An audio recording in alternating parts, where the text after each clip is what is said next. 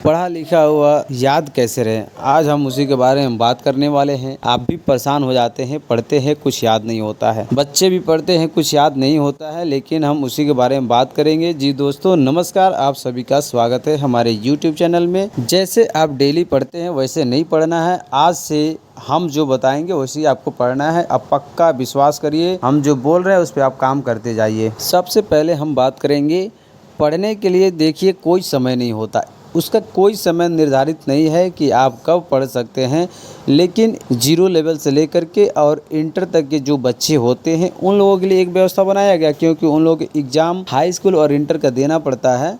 जैसे बच्चे जो सुबह या शाम को बैठ के पढ़ सकते हैं, तो उन बच्चों के लिए एक टाइम है थोड़ा सा फिर भी, लेकिन उन बच्चों के लिए कोई ज़्यादा टेंशन नहीं है, क्योंकि आजकल हाई स्कूल से लेके इंटर तक के बच्चों को कुछ मार्क्स जो है कि प्रैक्टिकल के रूप में मिल जाते हैं।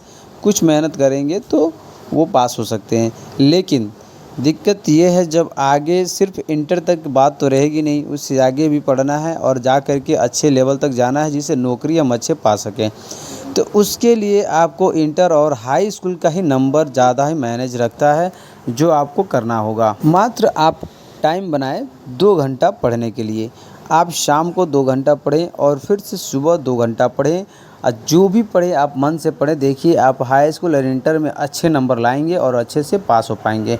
उसके बाद जब आगे जाते हैं नौकरी के क्षेत्र में, तैयारी करते हैं नौकरी के लिए, तो उसके लिए कोई टाइम फिक्स नहीं होता है।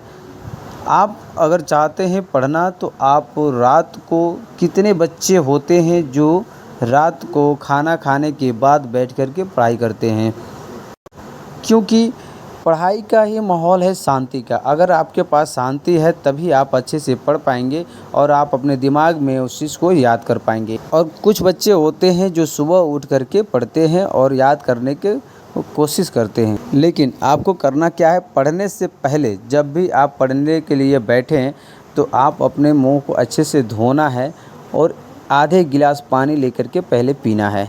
पहले आधे गिलास पानी लेकर के पीजिए और तब आराम से दिमाग को शांत करिए और तब बैठिए पढ़ने के लिए। जब बैठे तो ये सोचें कि हमको करना क्या है। अगर हम 1 घंटा ही पढ़ना है तो मन से पढ़ेंगे, फिर उसके बाद से कोई काम करेंगे, या जितने टाइम हमको पढ़ना है पढ़ने के बाद ही कोई काम करेंगे या कोई बात सुनेंगे। और अपने मोबाइल को आप स्विच ऑफ करके ज़रूर रखें, क्योंकि अगर मान लीजिए आपका मन लगा है पढ़ने में, आप पढ़ाई पर अच्छे से फोकस किए हुए हैं और आप पढ़ रहे हैं, तब तक कोई जो है कि फ़ोन कर दिया आपको, तो फिर आप उसे डिस्टर्ब हो जाएंगे और उस फ़ोन को उठाएंगे और परेशान हो जाएंगे। फिर आपका ध्यान उधर से भटक के उधर चला जाएगा और आप पढ़ नहीं पाएंगे। इसलिए सबसे पहले आप मोबाइल को स्विच ऑफ करके एकदम रखते हैं, कहीं थोड़ा दूर पर रखें जिससे हम उसको नज़र न दे सकें। या स्विच ऑफ नहीं कर रहे हैं तो आप उसको साइलेंट मोड में कर दीजिए और रख दीजिए। उसके बाद पढ़ाई चालू करें। जो भी पढ़ें आप, तो आप उसको याद करने से अच्छा है पहले उसको लिखने का प्रयत्न करें। आपने जो भी चीज़ कुछ पढ़ा है उसको लिखने का प्रयत्न करें और उसको समझें।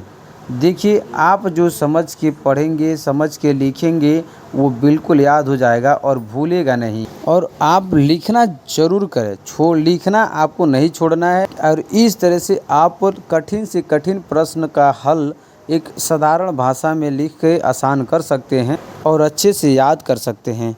और आप जो भी इस तरह से लिख के पढ़ेंगे ना, आपके दिमाग से बिल्कुल नहीं भूलेगा और याद रह जाएगा। एक चीज़ और है, आप जब भी आज जो चीज़ याद किए हुए हैं उसके हर दूसरा दिन याद करें। थोड़ा सा उसको एक बार रिपीट मार लें एक नज़र में और फिर आगे पढ़ने का प्रयास करें। और ऐसा बनाएं कि 1 हफ्ते में आप 1 दिन टेस्ट कर रखें, जितना पढ़े हुए हैं उन सब का रिवीजन करके एक टेस्ट देने का प्रयास करें।